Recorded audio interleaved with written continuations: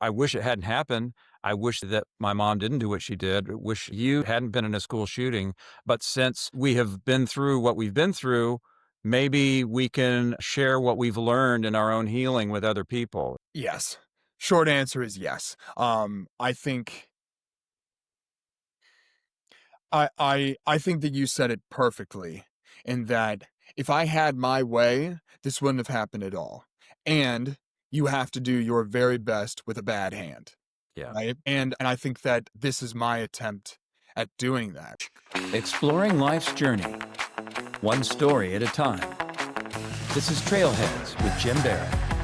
Matt Gittins is a survivor, but years after what he lived through in high school, he's transforming a community tragedy into a powerful tool for connection, using the gifts of his music to create something that will resonate with those who experience it for years to come. His voice has grown to be a positive force in his small hometown outside Cleveland, Ohio, and far beyond. Please welcome my guest, Matt Gittins, to Trailheads. Welcome, Matt. Hi there. How are you? Thank you so much for having me today. Absolutely, Matt. Thank you. Mhm.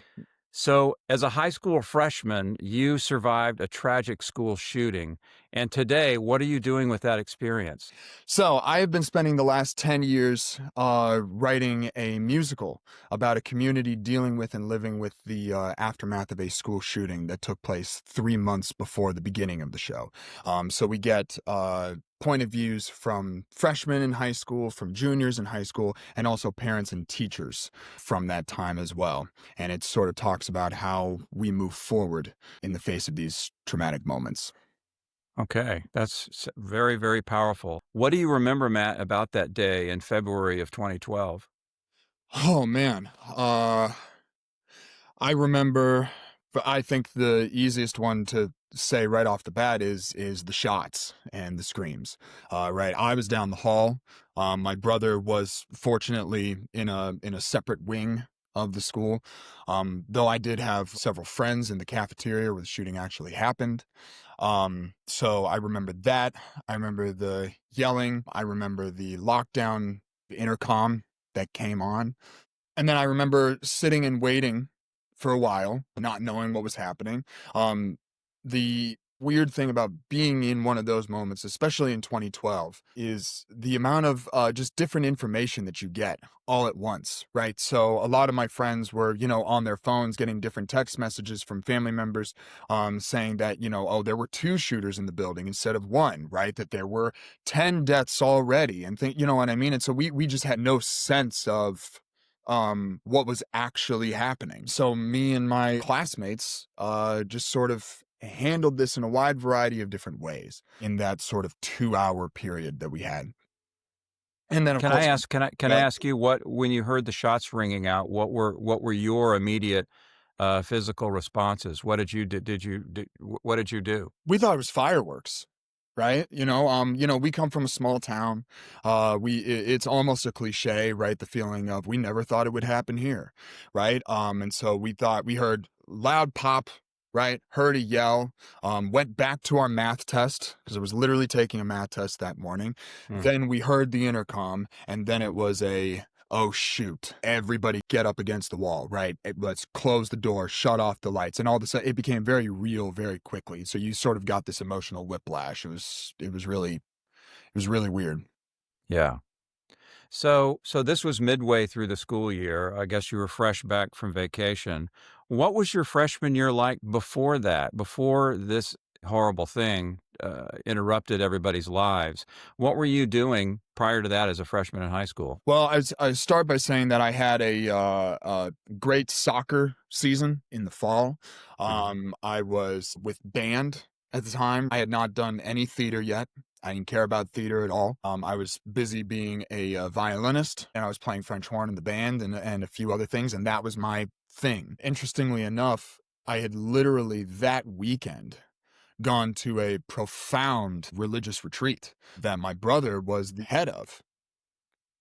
And in that weekend, I wasn't a particularly religious individual, and to this day, I'm not. But in that weekend, I had experienced all kinds of just insane things. And so I had walked in that next morning on the day of the shooting, just covered in Jesus gear. Hmm. And so for that to happen sort of back to back, I think about that a lot. I think Wow. about that a lot. So switching it up here a little bit, we Mhm. call this podcast Trailheads Mhm. because I have my own sort of mental health relationship to getting into hiking, specifically for me. Do you have connections like that with nature for mental health reasons? Man, do I ever.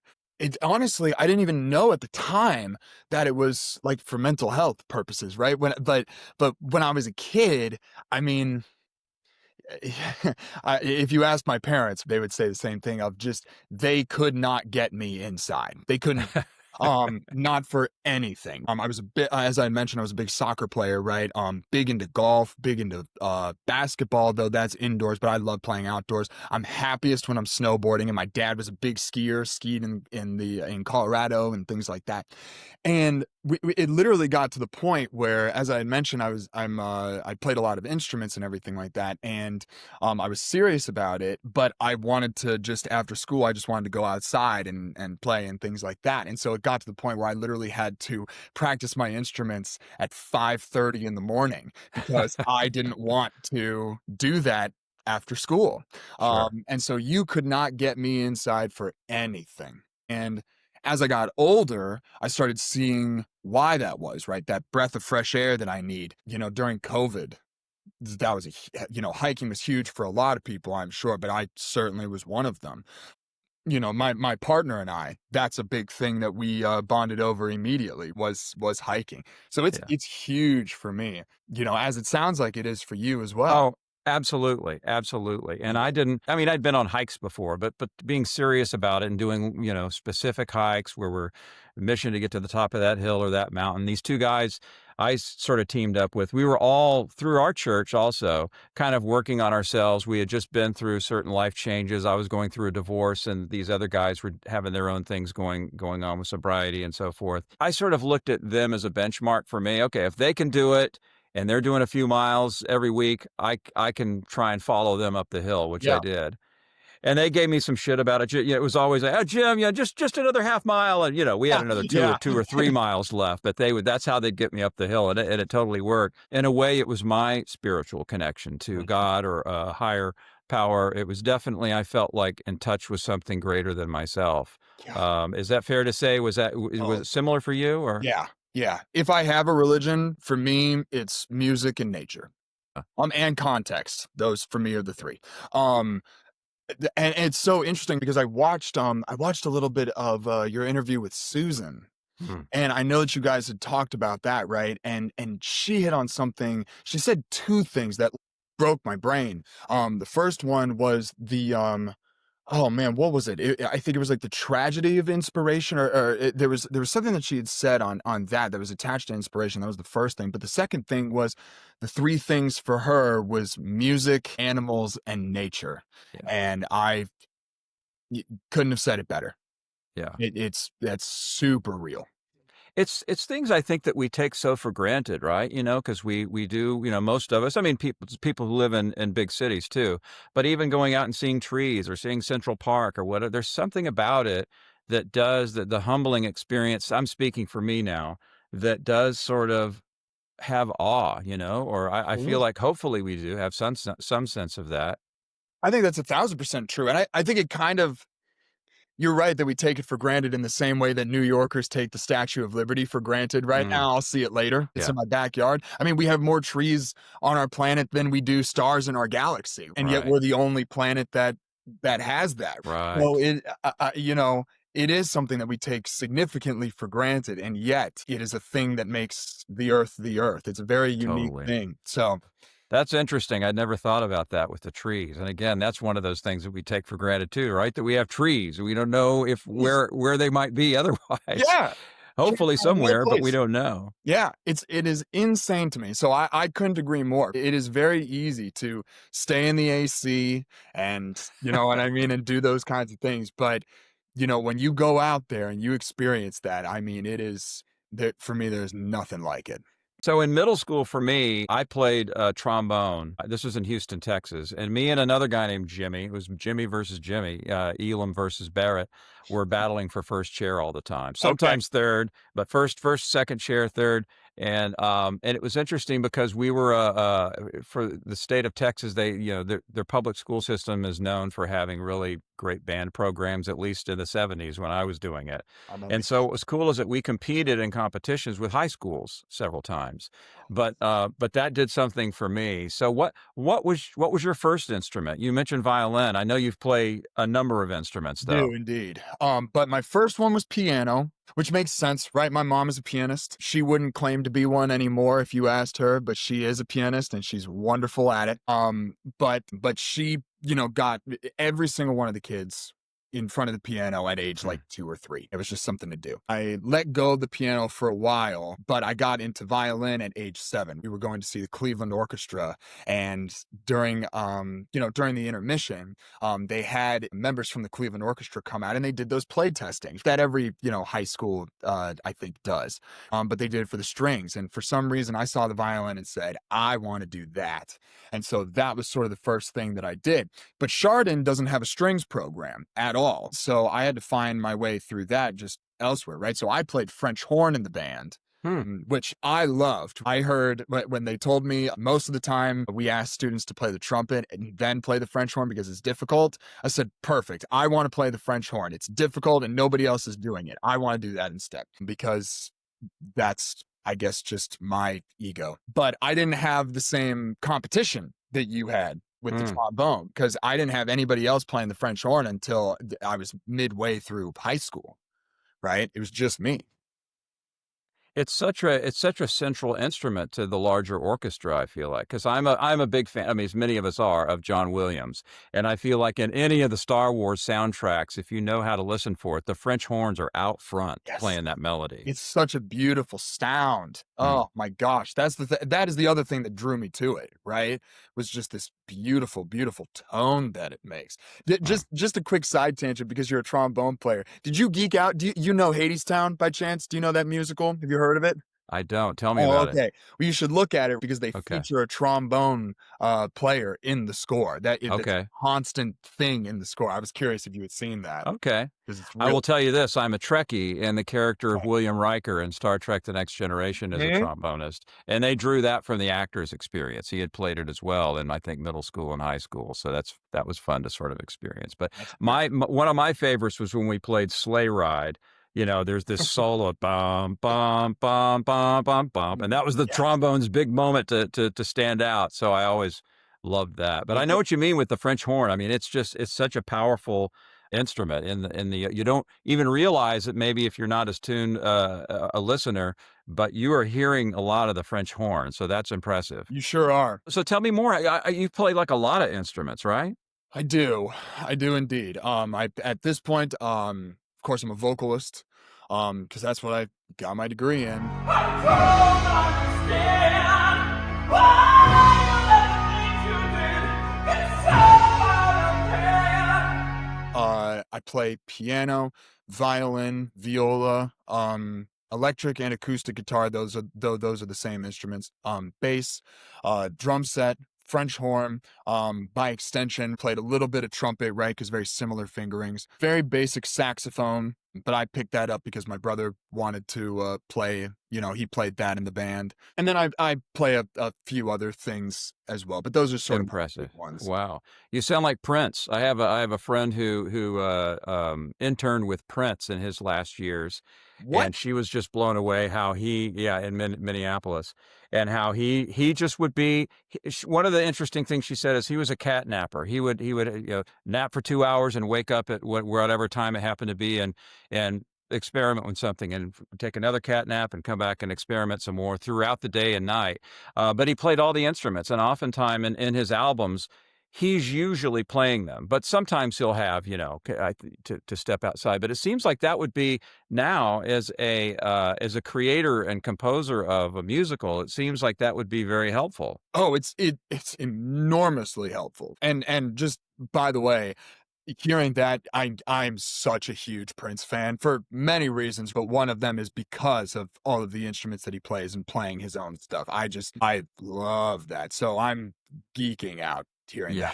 that. But yeah, that's kind of crazy to me. But but yeah, I mean, that was the big thing, right? Not only just financially, because I could put that money elsewhere. For me, the lyrics and the orchestration and the music, like it's all entwined in character.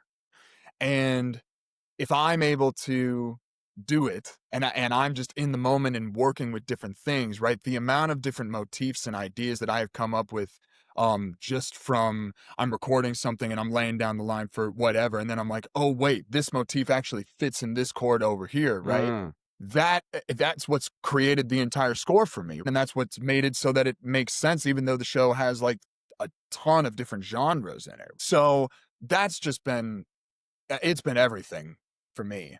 So it sounds like you've touched upon that you had some musical mentors, your brother, your Yeah. family, your parents, I guess, starting you with lessons early on. Who stands out to you as a mentor? And I want to also ask you about Andrew Lippa Yeah. to sort Well, of include there. yes. And certainly we'll get to him in just a second here, but I'll name a few others. One of them is my choir director, Fritz Streif, who not only is a dear friend to me and somebody that I now work with, because I direct and conduct the Chardon's high school musical. I did Oh, that wow. last year, and so he does the music directing for that, and we have a great time. He was one. My violin teacher Susan Knapp was another one. Masha Adriani, who was my violin teacher when Susan passed me off. My drum teacher Marco, all of these people. Marco and I would he would lay over like different chords for me to improvise on, and so I learned a little bit about being more of a studio musician and coming up with things on the fly instead of just reading sheet music, which is all I had up to that point. And then my voice teacher in college as well, Kiana Willis, or Dr. Kiana Willis, who unfortunately passed away maybe a year and a half ago. She completely transformed my voice and gave me confidence that I did not have. And then, of course, Andrew, who not only is a dear mentor, but an incredible friend and teacher and somebody that For those who don't know, can you tell us a little bit about who Andrew Lippa is, if there are Yes. people who So don't Andrew know off the Lippa, top of it? yes, Andrew Lippa is he's a Broadway composer and an incredible one at that. He wrote Addams Family, he wrote Big Fish, he wrote John and Jen, just to name a few. He wrote Wild Party. He's got a ton of different work that he's done. And I stumbled into a 16-week, like entirely individual internship with him that I had no business being a part of, right? He just totally just took a chance on a total unknown. So did you pitch yourself to him? How did that happen? So this is fun. Yeah, I think you'll like this. So the only reason that I got in there in the first place was because he was living in New York and he had just come back to Columbus. He was living there, and I went to school at Otterbein University. So I was 20 minutes away from Columbus.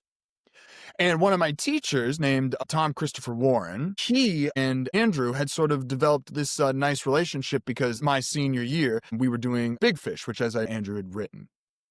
And so I was writing this show and Tom knew about it. And so Otterbein has an internship program. And so most of the time you go off to New York to do work with like casting agencies, right? Or the Dramatists Guild or things like that. Right. And I knew that Andrew was in town, and I was just talking to Tom, and I was just like, is there any way that I could even just get a conversation with them?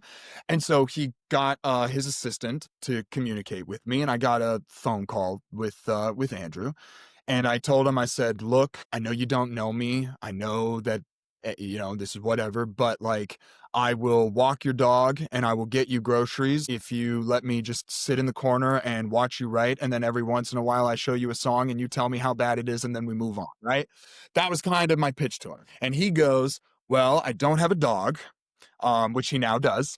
I know I don't have a dog, and I can get my own groceries, but we can do something. He asked me how much of the show that I had written.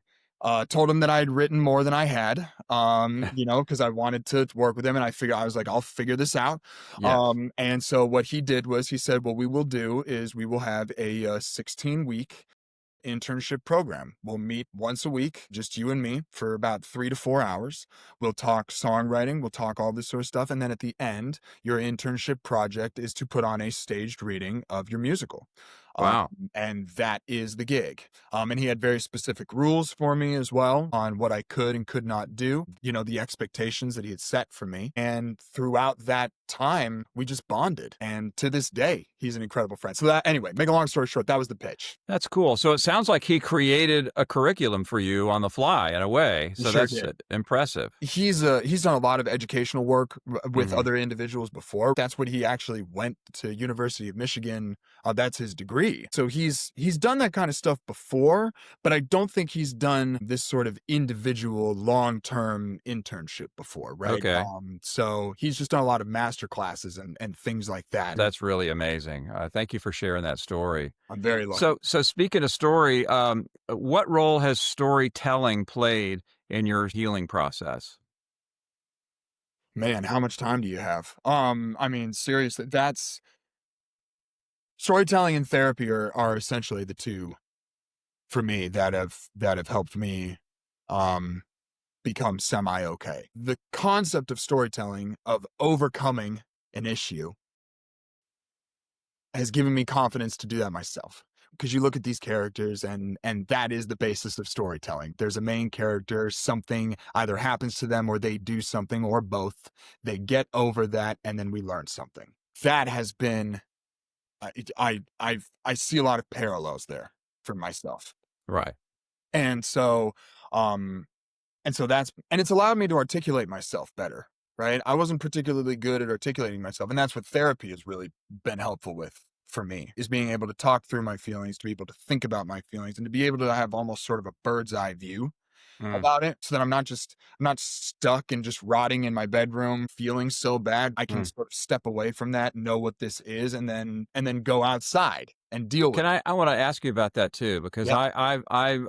we all have our stories, our moments in life. I'm a survivor of suicide loss. And so I've obviously had some therapy over the years, which I am all for. And actually when people, and it doesn't happen very often, quite honestly, but when friends would be like, you go to a therapist? And it's like, you should try it. You should There's try it. more people who haven't been to therapy who really should go. Oh my gosh. But you know what I Oh mean? my God. Holy But Lord. I think some people get an idea, and some therapists may do this, and that you may have experienced this too. I've been to a few over the years, and sometimes it has to be the right fit. I found too. Some just you don't connect with, or aren't getting you where you feel like you want to be. Yes. And so I think some people have this idea that the therapist is going to listen to your story and then give you advice. Mhm. And I haven't experienced that really. Sometimes they'll give you some things to try in the short term, but a couple of therapists, or one in particular, was very instrumental in my making a film, in my case, about the tragedy of losing my mom to suicide when I was a kid. So it's interesting to hear your sort of tools for coping and for moving on. Because one of these little speeches that I wrote for the film that I did was for another friend of mine who's an actor, and his character has this monologue where he talks about, people just expect you to move on and just to get over it. And you don't do that. You have to incorporate it. And so I've always felt like that was something. Has that something, can you relate to that? Can I relate to that? Yeah. I mean, seriously, that's the thing. That's the reality. I think you're 1,000% right that there's this expectation of you walk in and then you say, "Come on, fix me." Mm. Right? But what I think people miss out on is that therapy is a lot like a music lesson. You spend your week practicing, and then you go in and you tell your therapist, "Here's what I've learned. Here's what I'm trying. Here's what I'm doing," right? You go to therapy because you want to be better. Because or at least my experience with it is, Sure. I wanted to make a change. And so Yes. therefore therapy was helpful. But I'm very much with you. You said something earlier too that I relate to, so much so that there's literally a song in the show called Therapist Montage of our main character going through different therapists, because it for one reason or another, it is just not a good fit. And it doesn't mean that the therapist is bad. It just means that they aren't right for you. And Sure. so it requires some patience. And I think that the desire for change is the thing that makes you say, okay, I will go to this next therapist and re-explain all of my trauma again. And I will Yeah. continue to reopen these wounds all the time Yeah. because I want to find this right person, because there's behaviors that that I am seeing in my own life that are no longer acceptable. My dad has just gone through this as well. It's been very interesting to see him, and he's made a change in his late 60s. And Wow. so this whole concept of, certainly not to say this about my dad, I just say this of the phrase of, you can't teach an old dog new tricks. Yeah. I think that I do not see any evidence of that whatsoever. My dad has made some profound changes later in his life through Wow. that exact idea. I love to hear that. I love to hear that because Yeah, it is such a cliche to hear that you can't teach the old dog new trick. I mean, I'm 60 and I'm always learning new things too, and I'm kind of a sponge that way. You Go On is the name of your show. I don't know if we've correct. actually said it yet. Mhm. Was You Go On something that you felt like you had to do? Yeah, yes and no, and yes, right? I needed to get it on paper because I needed to sleep better. The big thing for me was the actual people who really made an actual change for my community.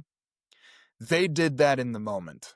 I didn't. I don't beat myself up for that, but I didn't have the courage for that. There were people who I don't know if they put their own feelings aside for the sake of the community or what have you, but there are real heroes in my community who really actively decided to make a change. My brother being one of them, actually. He founded a group, and actually I'm wearing their bracelet here, called Actively Caring for People. Hmm. He didn't found the group, he founded Chardon's chapter, him and a couple of Okay. other people, and he's now spoken out a lot about gun violence and gun control and things along those lines. And I just didn't do that. I went inward. I was just very upset and mad and all that kind of stuff. And so my parents essentially bribed me to get on the stage. That was my way into theater. I had no interest in performing or doing things like that before that. But when it came to this, I I was going into therapy, and I was seeing these different things that were happening in my own life, and I wanted to at least write it down. And music was a big part of that for me. And so while I was getting my degree in musical theater performance, I had this idea. And it was just an idea, but it kept sticking in my brain. Mm. And I tried writing other musicals and everything like that, and everything just sounded um oh, this has been done, or this was that, but this idea kept coming back. And so I ended up just sitting down and being like, you know what? I'm going to at least get a draft out and see what I think. And then my parents continued to encourage me because they thought that there was something here, even when I didn't see it myself. Partially, I think, because I didn't want to sit in this topic for 10 years. Especially at the time, I was 20, you know what I mean? Or even 18, I think is really when I had the idea. That's a big undertaking to ask an 18-year-old. And so, but as time has gone on, um, I have found the necessity of it. And even as I head into this back half of the most recent rewrites for it, I find myself being like, whew, I don't know what I would do not working on this now. Uh. Right. It's really become a part of me. Yeah, with in my case, the trauma I went through with suicide. My friend Susan, who you talked about, the gal I co-facilitated survivor groups with, Mhm. we talk about how being a survivor of this particular thing is something that I wish it hadn't happened. I wish that my mom didn't do what she did. I wish you hadn't been in a school shooting. But since we have been through what we've been through, maybe we can share what we've learned in our own healing with other people. Is that a part of it? Am I Oh, hearing you yeah. say that? I mean, literally, yes. Short answer is yes. I think I think that you said it perfectly, in that if I had my way, this wouldn't have happened at all. And you have to do your very best with a bad hand. Yeah. Right. And I think that this is my attempt at doing that. I was actually really curious. I wanted to ask you because I love the question of, has storytelling been helpful to my recovery? And I wanted to throw that question back to you. Has that particular art form been very helpful for you in navigating your own trauma? Very much, very much. And I remember, well, I can easily go off track here, but yes, the short answer to that is yes. That I made the film Different Places. It's a little. I can't believe. So weird how you'll see people are telling you, Matt, you wait and see. It goes like that at a certain point. Well, I'm already sitting here saying I've written a musical for 10 years, and I'm looking around saying, how the heck did that happen, right? So I even get that a little bit, right? So my dad had his own feelings of sort of guilt and not brushing it under the rug, but not really talking about my mom's suicide for years. So somebody asked me, well, what was your dad's response to the movie? And I said, well, not only did he watch the movie, pop in the DVD and watch it at home, he got on a freaking plane and he flew to LA and sat in a city that made him uncomfortable anyway. He's kind of nervous in big cities. Yeah. So he's sitting in a movie theater with 300 other people with my stepmom and my brothers, not only watching the movie, but going through a Q&A afterwards where people are asking me questions like what we're talking about. So he carried guilt about her death for years. I think he finally got in a better place with it toward the end of his life. But it was, for me to be able to use that as a tool, even when we were filming the movie, we shot it across 3 weekends. And a couple of people I had written the part specifically for. A dear friend of mine, Doug, who's basically the star, because we had shared an office at CBS for the better part of our first year in LA. So we had shared all of our kind of stories of tragedies and triumphs. Mm-hmm. So I knew that he also had lost several people to suicide. So I said, would you be comfortable exploring this as an actor in a film? And he says, yeah, absolutely. So that was one level of sort of sharing it and getting and exploring what we had both been through from very different perspectives. And the film's called Different Places because it's about 3 people who've experienced suicide loss and how it's affected them each in 3 very different ways. Well, no, it's very interesting because like, not at all to cut you off, You Go On has similar themes, right? The concept of multiple individuals experiencing this in different ways. So I just think it's very interesting. Please continue. So it was interesting to see, especially my dad, who I knew had carried enormous guilt for years, because this happened in the late 70s, and now we're in 2002 when this screening happened. So he had a good amount of time to sort of ignore it or deal with it or talk about it or be angry about it. I don't want to assume, but I imagine that you've gone through the different emotions in the aftermath of what you went through. Yeah. Yes. Yeah. Yes. And sometimes you don't know one day to the next how it's going to crop up or what's going to trigger it. Well, and it's wild when you're writing something for such a long period of time. I mean, You Go On as it started as very angry and then very optimistic and then very cynical, and you know what I mean? It's gone through so many different iterations for that exact reason, right? So, Well, let me ask you this too, because I had a finite amount of characters. I had basically there were 3 scenes. One was dealing with the loss in denial. Oh, well, they didn't mean to do it. It was an accident. Another one sort of lives life with a chip on his shoulder. He drives the car that his father used to commit suicide with carbon monoxide. He drives this big, beautiful Cadillac that his dad had.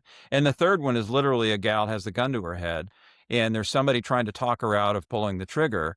And you find out, oh, it's her mom who took her own life when she was a child. And it's the spirit of her mom in the room with her saying, please don't do this. So in that sense, it was the denial, it was the anger, and it was the legacy of suicide in that case. So it was interesting for me to write for those different points of view, because people say, well, how do you feel about it? Well, in my case, I don't feel any one way about it. And I can relate to each one of those characters in different ways at different parts of life. Is that you can relate?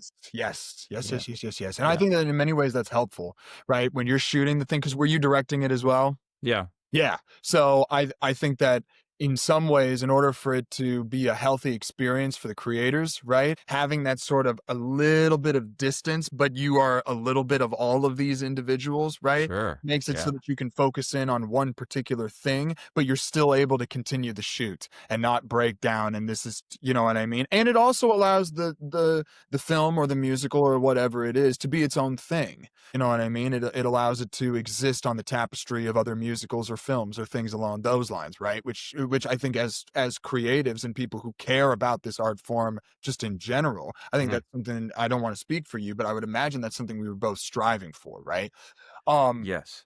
But for me, it's the exact same thing. Interestingly enough, I have a character in the show that her whole thing is that she has recently moved to the community. So she doesn't have that small town relationship to the community. However, she too has gone through this. And so she feels this sense of disconnect and but wanting to be helpful. And so I wrote this tune for her called Thank You that I didn't realize was quite literally the feelings that I currently have now of what I would like to say to this community. And it has now come out through her and through her, you know, through in her voice and everything like that. Gratitude, you mean? Yeah. Yeah. A real sense of gratitude that I didn't have before.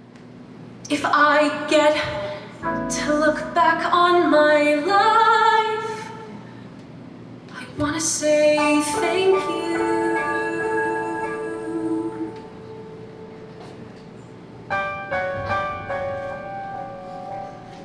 I need to say thank you.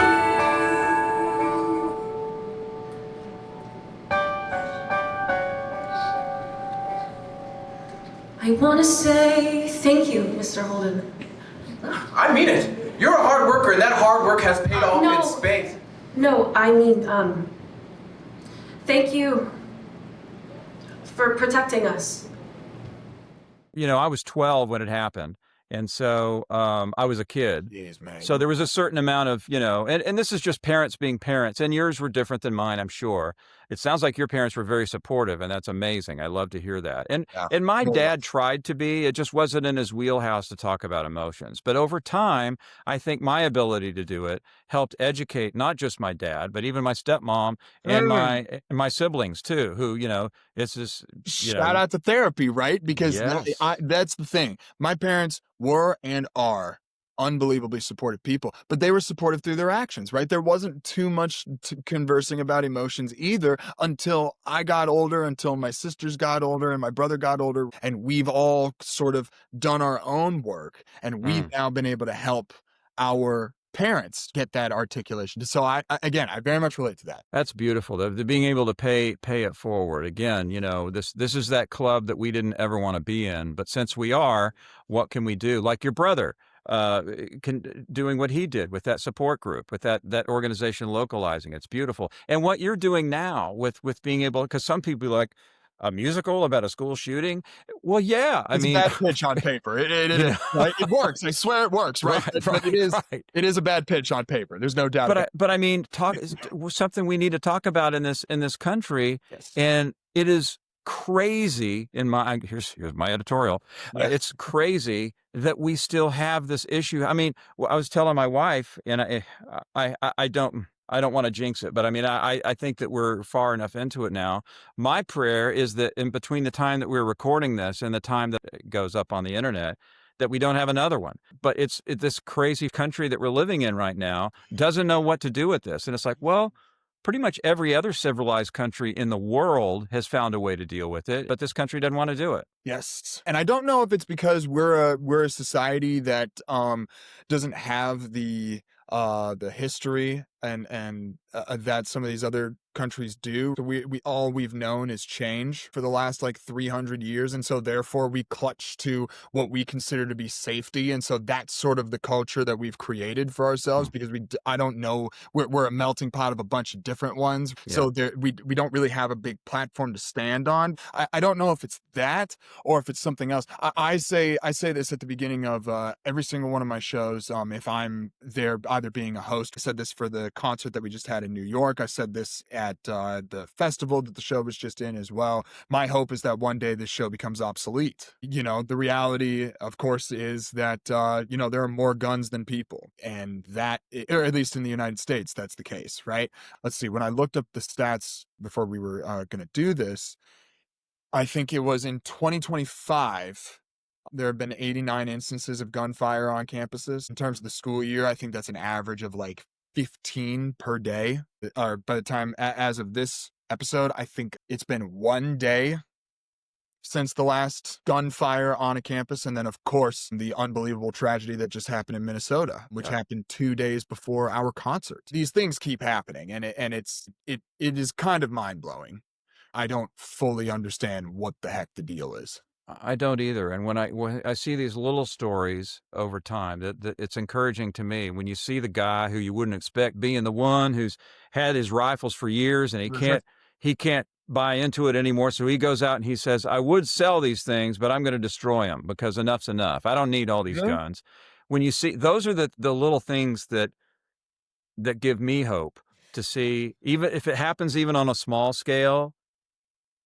Maybe eventually we can get over ourselves a little bit, and that Second Amendment and how we've twisted and perverted that into something just ridiculous. I mean, yeah. Well, and I mean, not to get too off topic here, but we literally see it with the current administration actively trying to remove your Second Amendment rights from transgender individuals. Yeah. So it's never been about the Second Amendment. I just wish that people would have an honest conversation of, I have my toys, I like my toys, and I don't want my toys taken away.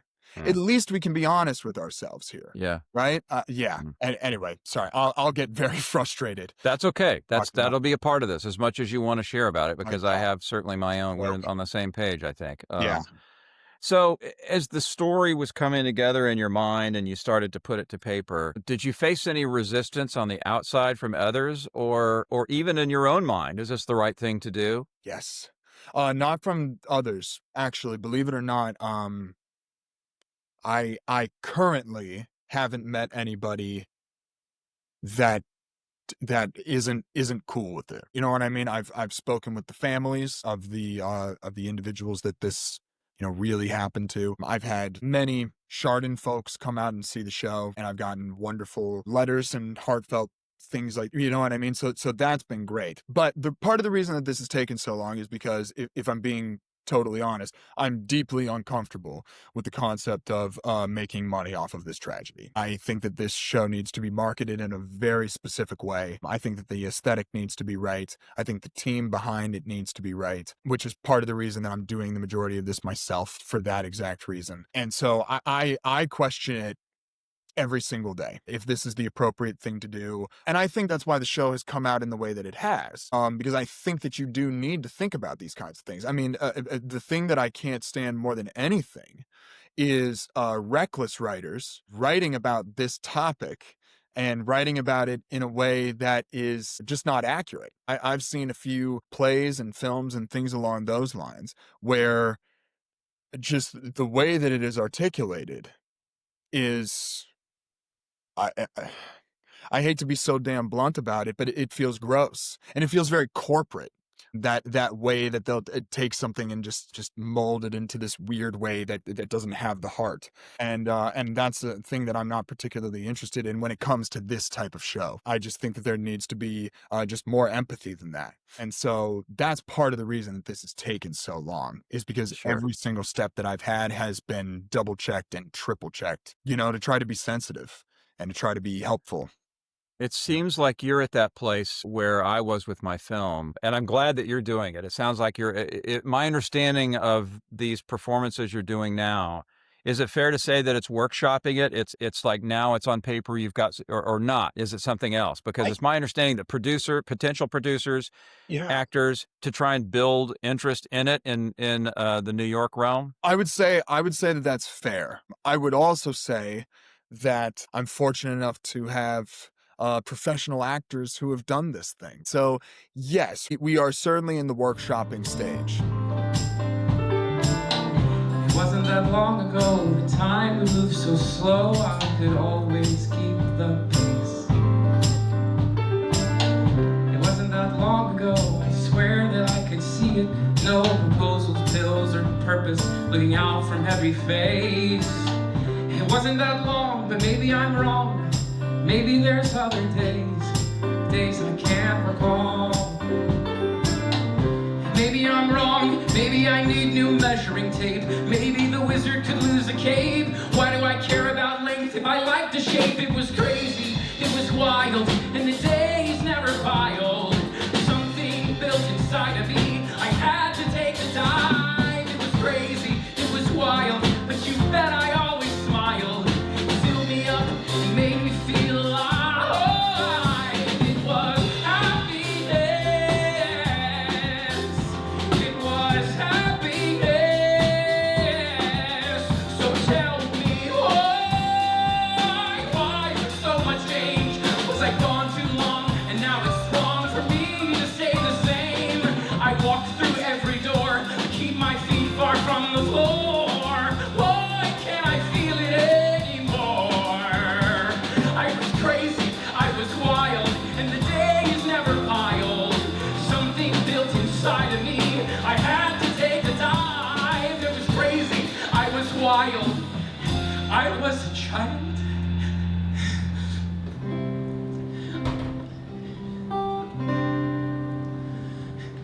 I want happiness. Maybe I could buy it. I want happiness. The moment went by silent, and I don't know what else I can do. I want happiness.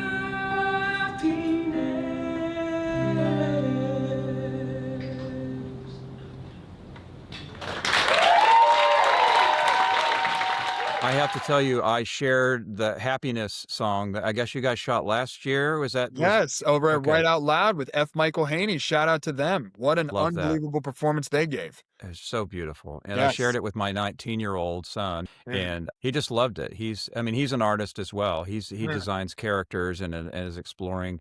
He says, I'm going to continue with my art, but I'm going to minor in economics. He's going into his sophomore year Nice. of college. He says, but I want to make sure I got a job too. And I said, that's Oh, really okay, so he's smart. smart. Oh, okay, very cool. He's actually smart and he sees the writing on the wall. Very cool. Okay, yeah. But he can be articulate about his emotions because he's an artist as well. But he just it really hit him. He really loved it, Well, and I did too.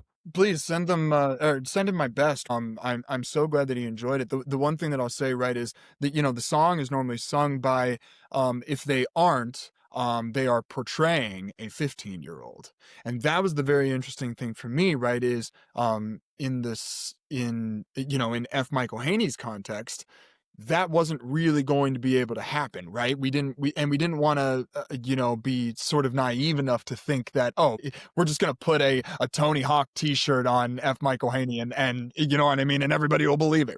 Mm. But what I really did enjoy was that F took it in their own way and made their own rendition of it. And it was nice to see that, at least for me, it still held up, right? Outside the context of the show.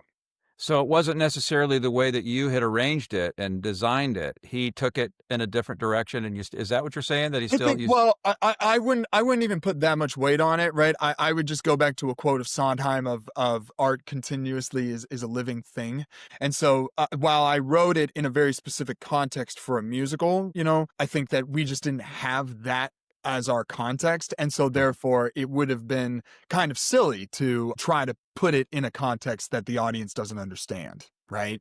And so I wouldn't say that it wasn't done how I wouldn't have wanted it done, right? I wouldn't go that far, but it was, I was watching something new as well, and for me that was really exciting and a reminder of what we were saying of we get through this together, a reminder of I can write this thing, I can put it into somebody's hands, and then they can take it and continue to breathe life in it themselves. I think as an artist, it's sometimes you need to hear it so you can have the appeal that you want to have. But at the same time, sometimes it's the hardest part of hearing the harsh criticism of, oh, you don't need that, or maybe you can cut that song, or how is that for you right now as you go through this workshopping process? It's been really interesting because So I just went through a very significant cut of the show. It was originally a two act, 2.5 hour show, and it was just not getting the same traction. And I think it's because I was just going down a lot of different rabbit holes. You know what I mean? Because I wanted all of these characters to have all of this backstory and everything. And the audience can't sit with that for that long, right? That's the thing that I learned at Borderlight, right? The Borderlight Fringe Festival that we just won the Audience Choice Award for. Congratulations. Thank you. I appreciate that. It was a wonderful run, right? And we had it was a fully sold out weekend. It was great. But going through that process of taking the show and cutting it down to an hour, that's where I found the essentials. And so I've literally just finished our rewrites of taking the script from 124 pages to 85. For me, when it comes to notes, just sort of in general, I think it's a little bit tough for people to give me notes because this is a very sensitive subject and they Sure. don't want to get in there and be a problem and everything like Yeah. that. So I get that. I genuinely don't believe that I respond poorly to notes. I only respond poorly to an individual who's being rude about it. Because for me, it just comes down to articulation, right? I think there's a way that you can say, hey, I think we can cut this song without saying that I'm the worst writer in the existence of writing. So for me, people have been very gracious with that kind of stuff and just providing their input and saying, hey, what do you think about this or that? I just had a friend of mine make the suggestion of what if it's a one act, because that's what the kids went through, right? They didn't get to go out into the hall, go out and have an intermission or things along those lines. They just had to sit with it. That unlocked everything for me.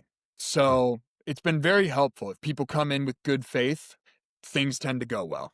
Is there a place where people who are just hearing about you go on for the first time? Is there a place where they can go? I know there's several places, but is there any one spot that you can recommend, a website or a YouTube channel where people Absolutely. can go and check it out? Absolutely. Multiple places. We'll start with my website, MatthewGittins.com. That's MatthewGittins.com. If you look at the bottom part of the hot bar that I have there, you'll see you go on and there's an entire page just dedicated to that. So you see, the festivals that we've been a part of, the awards that we've won. You get a 30-page script, though that will be updated by the time that this episode comes out. There's footage, all kinds of different things. But on top of that too, we also have a nice growing Instagram page of you_go_on_musical. If you were to go to my own personal Instagram page, right, you would also see that link. But if you go to the You Go On page, you'll get to see the entirety of the score. It's all I'll on put there. all of those right here when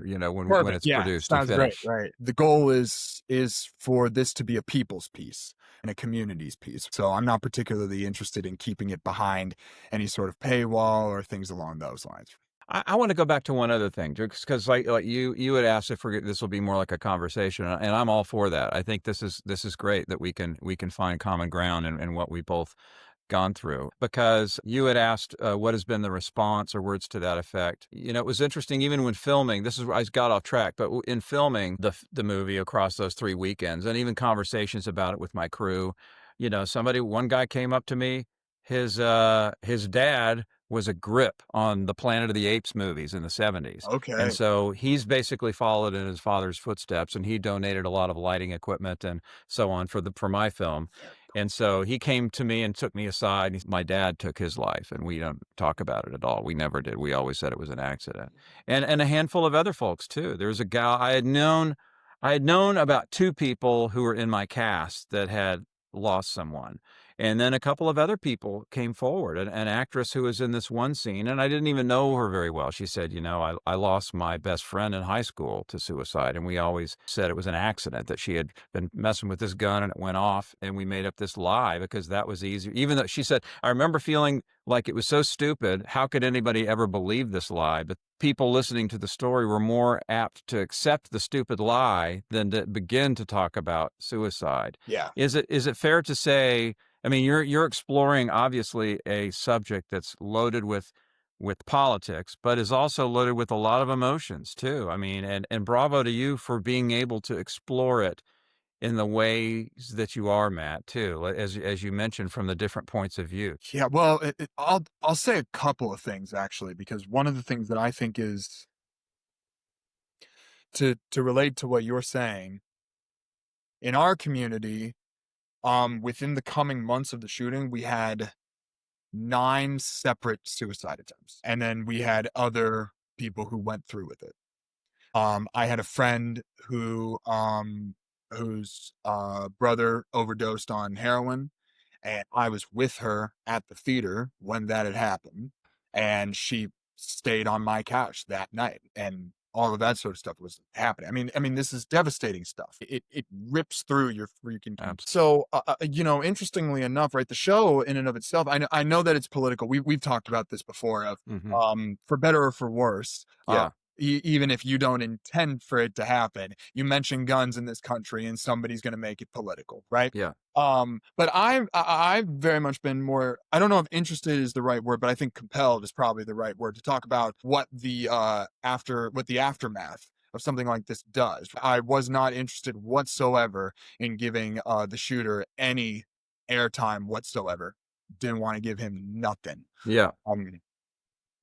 But we have very real people who have not only done a lot of wonderful things for the community, but a lot of individuals who have struggled, who have put things off, who have told their own silly lies, right? Because that's better for them in that moment. Yeah.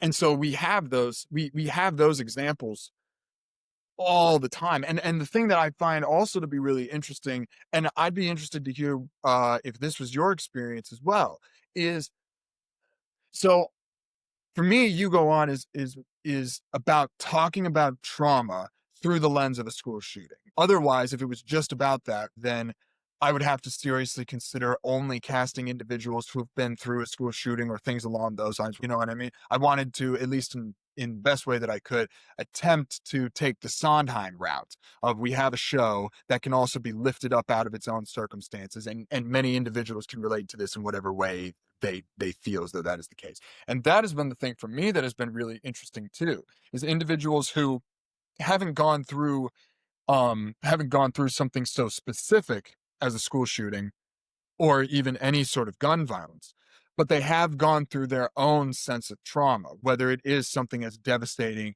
as a suicide, or it's something else that is just very personal to them.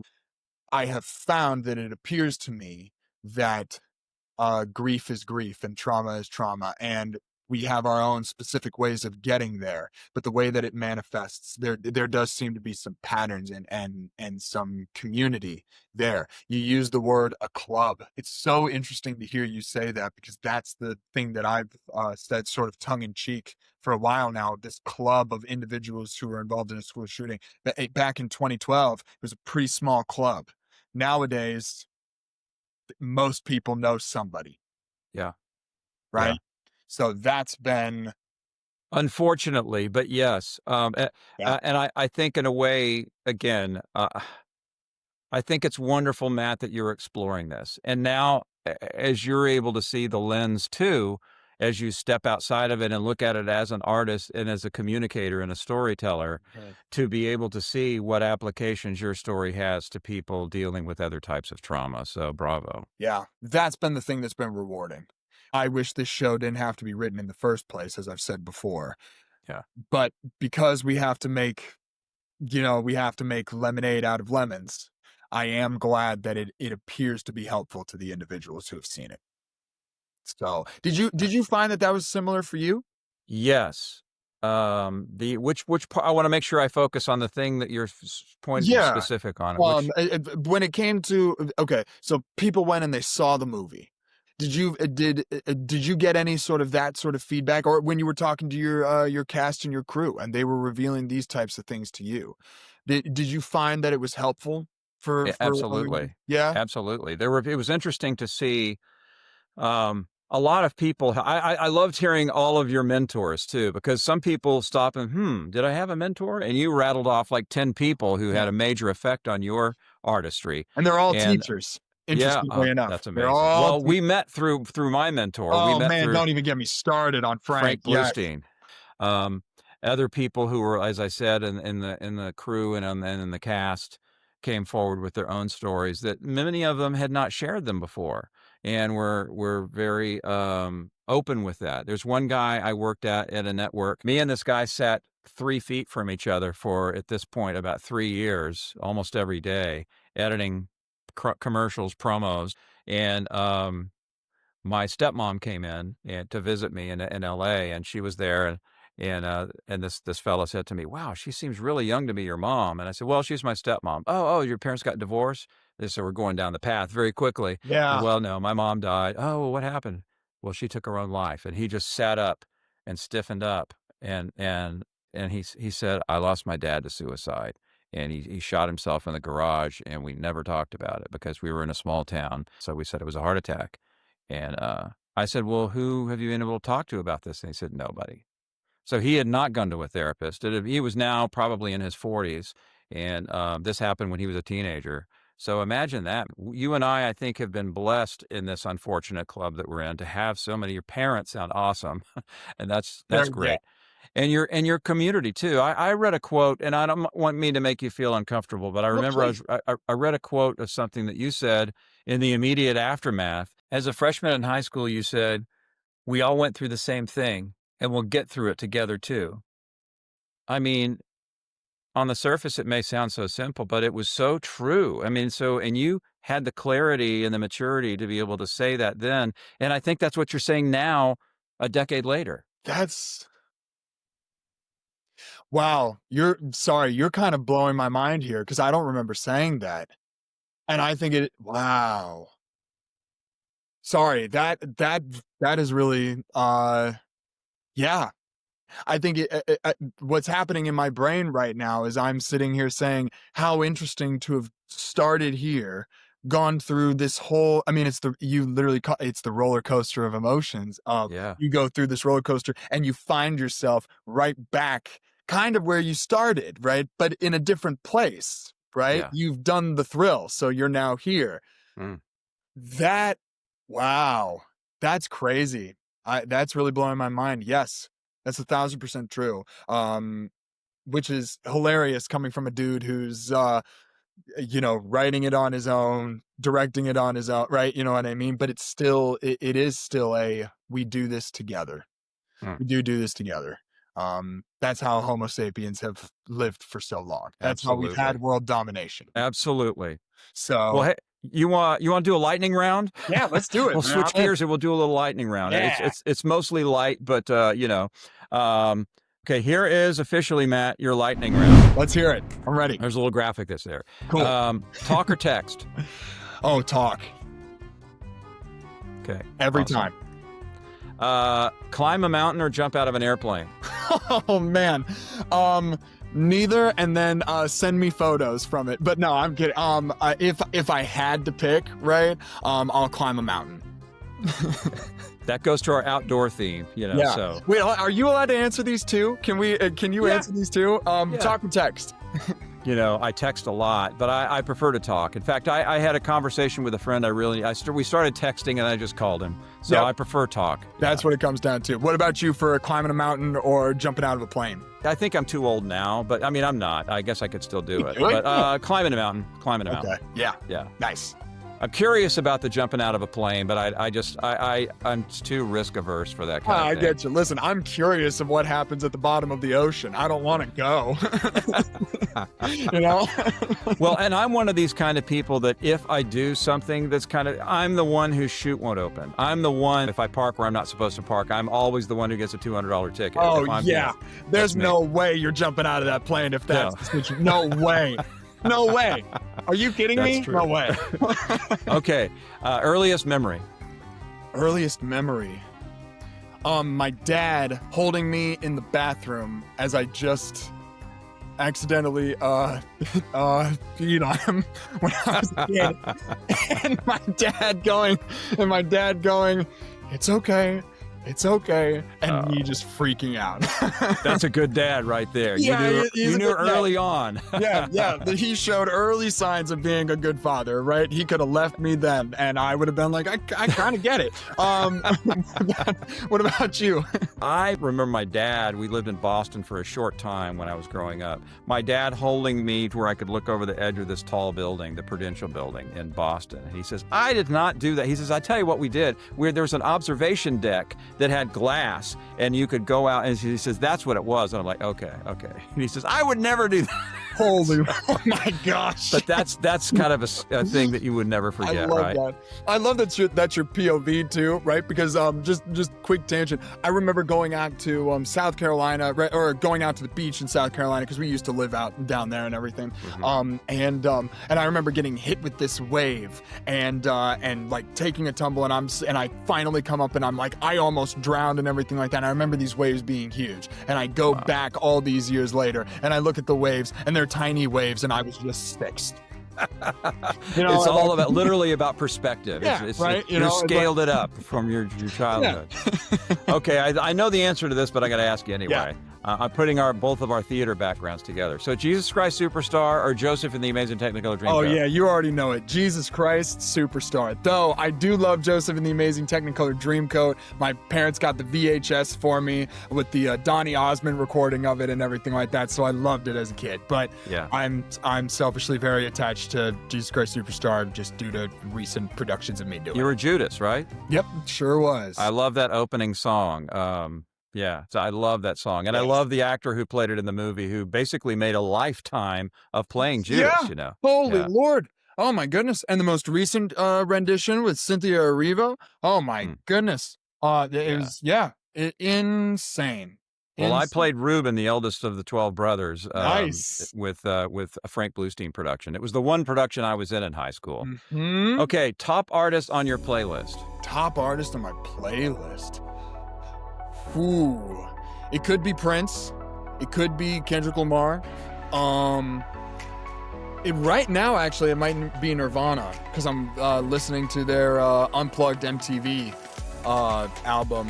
I just revisit that every couple of months and everything like that. I just love them. Or Queen, because right now I'm learning. I just finished learning the Killer Queen solo on my electric, so I'm just going through all of Brian May's solos and learning them. That was my first concert. Was Queen 1980. What? I saw it. Whoa, moly! Yes. That was the game tour. And my friend Greg and I, it was right before we got our driver's licenses. So Greg's mom dropped us off with the station wagon right in front of the Mid-South Coliseum in Memphis. And we turned as she's driving away, and this guy walks up and immediately says, y'all want some Crystal? And I didn't even know what that was. And I said, Crystal Light? And he goes, no, man. He goes, you don't want this, actually. If you don't know what it is, you're good.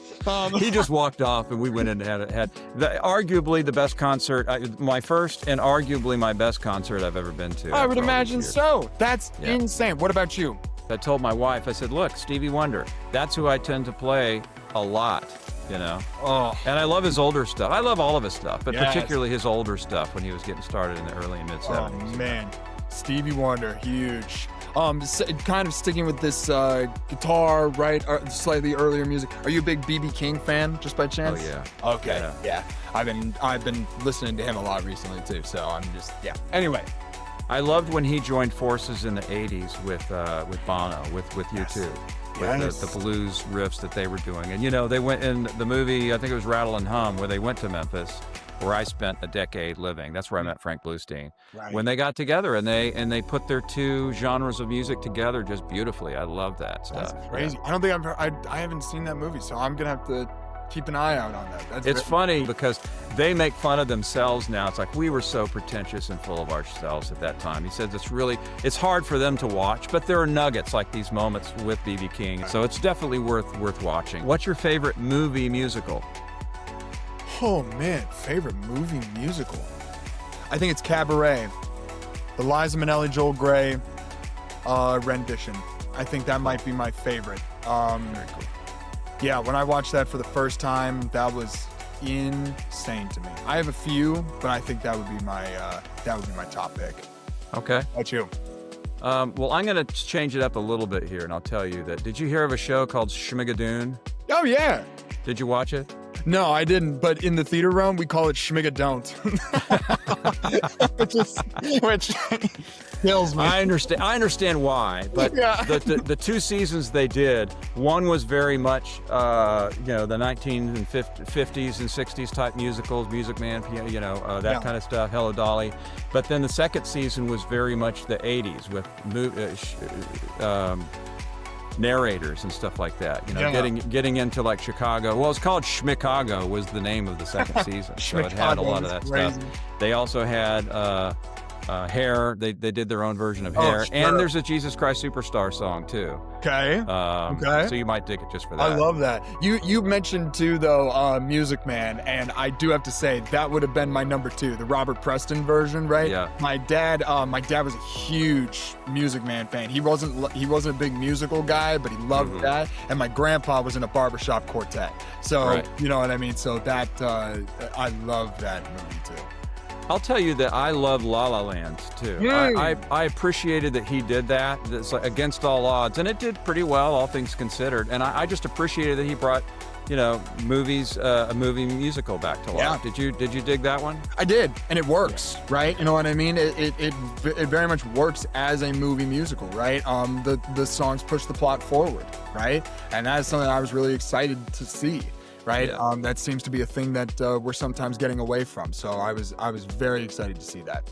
The opening scene on the freeway in traffic, I think, was my favorite. There's a number of good songs, but that one just blew me away. It does. I mean, what a way to start the movie, right? Yeah. You know what I mean? From there, Yes. you are just hooked. So it's good stuff.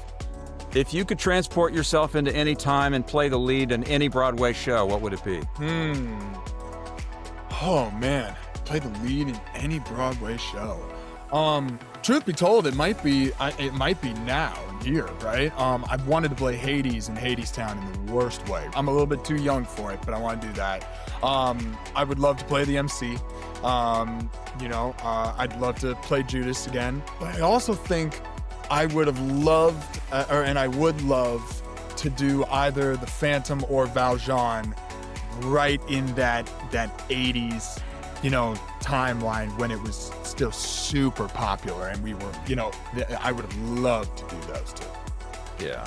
So fun. What about you? I enjoy singing. I focus more on the television and filmmaking side than I did, but Frank Bluestein basically says, I need a bunch of guys to be in this play, so come be in Joseph. So I auditioned and got it. Isn't it the so best? I enjoyed Joseph. Yeah. I couldn't do it, but I would love to sing the Judas song as well. I've always loved that song and what it stands for too. Because to me, Christianity is asking questions and is about not just taking things at face value. And I loved the quality. Some people thought, oh, that song is sacrilege. Well, no, it's not. It's asking the things that we all should be doing in our faith, is asking good questions, And it's very grounded. It's very grounded in very real fears that he had at that time, right? It was so interesting doing research for Judas, right? Because you just get the extremes, right? You get the extreme of either he was right or he is, in Dante's Inferno at the ninth circle of hell and being fed on by the devil, right? You know what I mean? Yes, He's a very polarizing figure. Yeah. And so that was one of my favorite things about doing the role was getting to make the audience feel like I don't like that I feel bad for Judas. Well, and the fact that they shot the movie in the Holy Land, they shot it in a lot of the real, they shot it in Israel, and some people don't even realize that, which was amazing too. It is amazing. Yeah, I'm pretty sure Ted Neely was literally walking through the garden when he was singing Gethsemane, which is insane to me. Yeah, the energy there must have been crazy. Definitely. So, Best advice you've held on to? this was from Lenny Leibowitz, who is a teacher of mine at Otterbein. He looked at me and said, Gittins, don't put other people's words in your mouth. It's unsanitary. And then he walked away. I said, what the heck? You just left me to deal with that. Yeah. Best advice I've ever heard. Here's the big one. You ready to close it out? What happens after this life?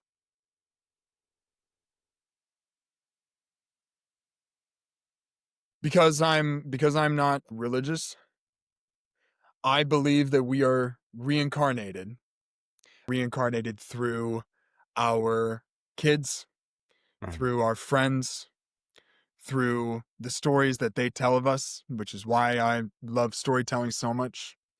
And if you're lucky enough, whether you're an artist or a carpenter or somebody that makes things, hopefully you will continue to live on that way as well. That's a great way to end this. And again, I wish we could keep talking. And can we do a follow-up? This has been absolutely wonderful. So please, I would love to follow up on the record, off the record. I'd be more than happy to do this again, or to just converse with you again. This has been wonderful, Jim. It has been. Thank you so much, Matt, for doing this and Absolutely. for just being so transparent with your emotions and with everything that you've got going on. Tell us again one more time, where can we go to find out more about your musical you Ready? go on? Here it comes. Here's the edit right here, right? Yes. So you can find it in 2 separate places, right? Well, technically 3, but at my website, which is www.matthewgittins.com. You can find it on my Instagram page, right? Which is u_go_on_musical, right? Or you could also just look up the show on YouTube, and you'll be able to find the full score there too. Awesome. All right, Matt. Thank This you has been a so blast, much. man. Thank was you great. for having me. I had Absolutely. a blast. So I did too. take care, and let's be in touch. Let's do this again. Hey, thank you so much for watching Trailheads with Jim Barrett. I really appreciate your support. And if you really like what you're seeing, please consider subscribing right here. Gives us an opportunity to grow as a channel. It can attract guests who don't know who I am personally to raise an eyebrow and say, oh, okay, look at that growing audience. So thank you again so much for your support. Really appreciate it. And I'll see you on the next episode. I walk every day. I basically track my splits. I know how fast I'm going per mile. Like, I definitely have a pace. And if I had just, the light turns green, if I just looked at my watch, took a look over there, looked up at the sky, whatever, if I had just been a fraction of a second slower, I would have been square under this truck's front tire. Wow. But it just hit me at the edge of its bumper enough to break my leg and send me flying. And I thought to myself, why am I still alive? Why do these things keep happening to me? Am I supposed to be doing something? Do I keep being saved because I'm supposed to be doing something important and in this world? Because I ain't doing it. And so I started working with a trauma expert and a Zen teacher. And I said, if I'm supposed to be here for a reason, I think I've failed because I haven't done anything. I haven't changed anybody's world. I haven't fixed anything. I'm just some schmo. And she said to me, maybe you're just making some people's lives better by being here. And that's what I do with my company. It's like I spend all day creating ridiculous and fun things that bring some happiness to people's lives. I wrote a book that thousands of people have reached out to me saying, oh my God, I thought I was alone. Maybe I'm not Jonas Salk. Obviously, there's only one Jonas Salk, but maybe I've just given someone who maybe was at the end of their rope a couple more feet of rope.